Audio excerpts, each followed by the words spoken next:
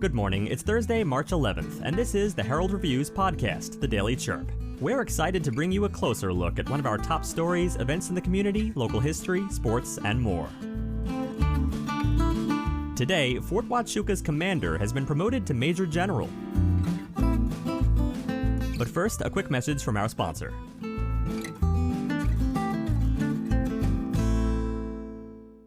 Hi everyone, I'm Sean Lawley from the Lawley Automotive Group, and we've stocked up on inventory at all of our dealerships. If you've been thinking about a new car, we've got the deal for you on a new Buick, GMC, Chevrolet, Ford, Kia, Hyundai, Honda, Nissan, Chrysler, Dodge, Jeep, and Ram. You don't have to go to Tucson or Phoenix to buy a new vehicle. We're your hometown dealer since 1995. We'll beat the big city dealers in price, and our customer service is small town dealer friendly. Come into any one of the Lawley dealerships today or shop lawleycars.com and see why nobody beats a Lawley deal. Nobody.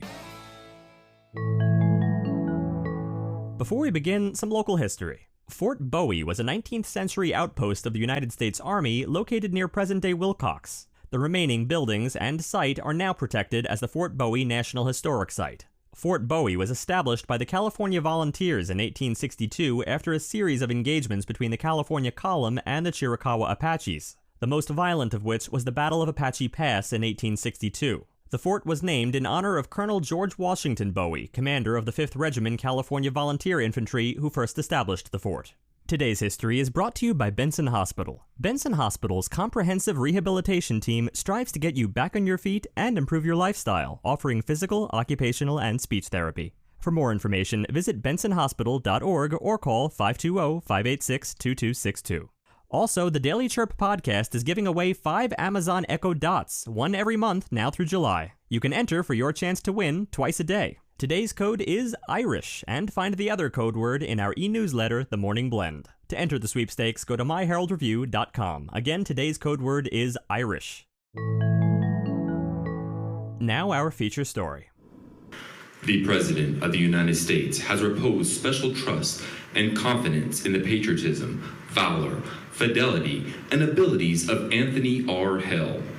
In view of these qualities and his demonstrated potential for increased responsibility, he is, therefore, promoted in the United States Army from Brigadier General to Major General, effective on this first day of March 2021 by order of the Secretary of the Army.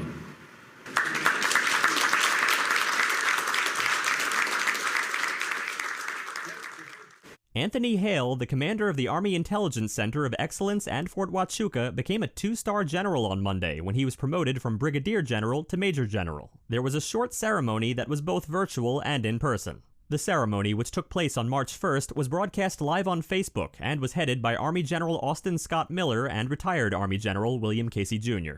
General William Casey Jr. praised Hale, saying that he had watched him grow into a leader with vision, courage, and character. And as I was thinking about this, I realized that the first time that Sheila and I met Tony and Stacy was 21 years ago when I got to the 1st Armored Division, and it was only a couple of weeks after I actually pinned on my 2nd star.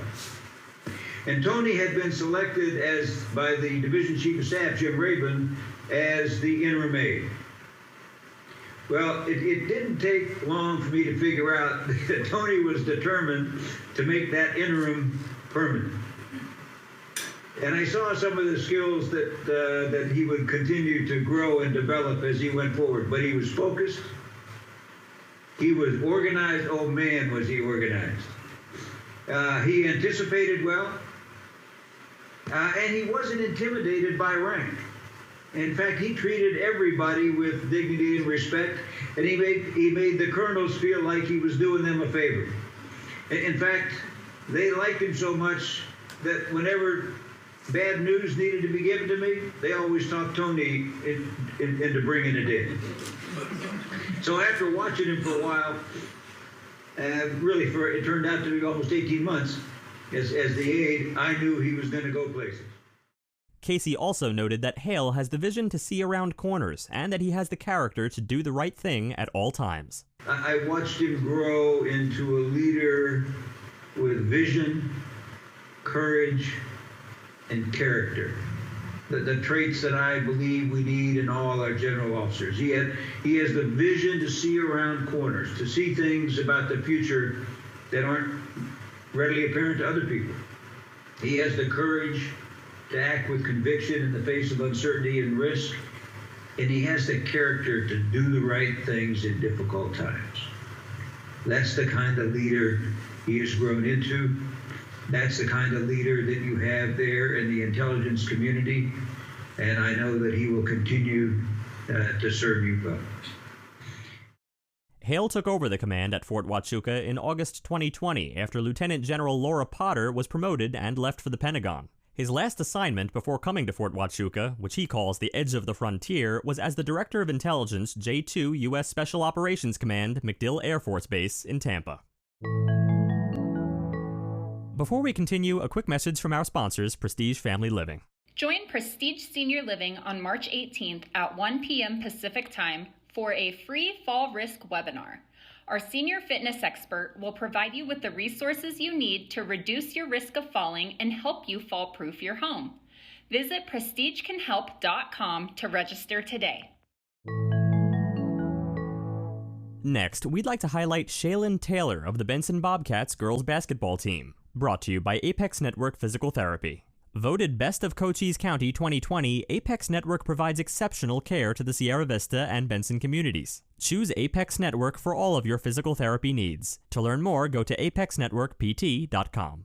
From competing in basketball to singing the national anthem at Benson Bobcats home games, Shaylin Taylor has always enjoyed sharing two of her talents before and during competitions. Taylor's love for athletics began when she was 9 years old. Before she took to the athletic fields, however, her favorite activities were ballet and dance. But athletics is not the only area that holds Taylor's interests. She enjoys rodeo, drawing, calligraphy, woodworking, wakeboarding, and kayaking. And ever since she can remember, she's definitely had a love for singing. In addition to singing at school events, Taylor is a member of her church's worship group, singing at Sunday services and church events with her mother, her aunt, and her grandparents. After high school, Shaylin plans to attend college to study for a career as a neonatal nurse. Next, an upcoming event in our community that you should know about, brought to you by our sponsors, Sulphur Springs Valley Electric Cooperative. You are probably spending a lot more quality time at home these days, keeping you and your family safe. And that can present some opportunities that you usually don't experience, like maybe laughing together at a funny movie, or screaming together at a scary movie, pitching in to make a special dinner, or maybe you're keeping in touch with friends and relatives in other places on your devices. And it just so happens that many of the activities we're sharing with each other are made possible by electricity. At Sulphur Springs Valley Electric Cooperative, we know that you are depending on us both for fun and serious needs. And we want you to know that we're here for you day and night, sunshine or storm, easygoing times or trying times like now, making sure you're getting the power that you need every day to meet your needs. For over 85 years, through all kinds of tough times, we've been there for our members. And even though you may not see us, we're here for you now. Sulphur Springs Valley Electric Cooperative, owned by those we serve. This Sunday, head over to the Bone Dry Tap House in Sierra Vista for their beer yoga, starting at 10:30 a.m. Join Justin, their certified yoga instructor, who has created an hour-long class that incorporates yoga poses while drinking craft beer. They call it Sip and Pose. It costs $15 a person and includes a 32-ounce growler full of your choice of craft beer. Finally, today we're remembering the life of Norman Gaylord Bell. He went peacefully with his family by his side, and he's now reunited with his wife of 62 years, Irene Ashburn Bell, in heaven. Norman was a kind, generous, and soft-spoken man with a heart for helping others. A devoted husband and wonderful father, Norman's journey began in Quincy, Ohio, where he was the middle child in his family. Norman married his high school sweetheart, Irene, in 1952. After a hitch in the Army, he packed up his bride and baby girl and moved to Tucson, where he began a 30-year career with the Tucson Fire Department. He retired as an engineer. Many family memories were made through this time. He will be greatly missed, not only by his kids, but by his relatives and the many, many people he influenced and inspired through the years. Thank you for taking a moment with us today to remember and celebrate Norman's life.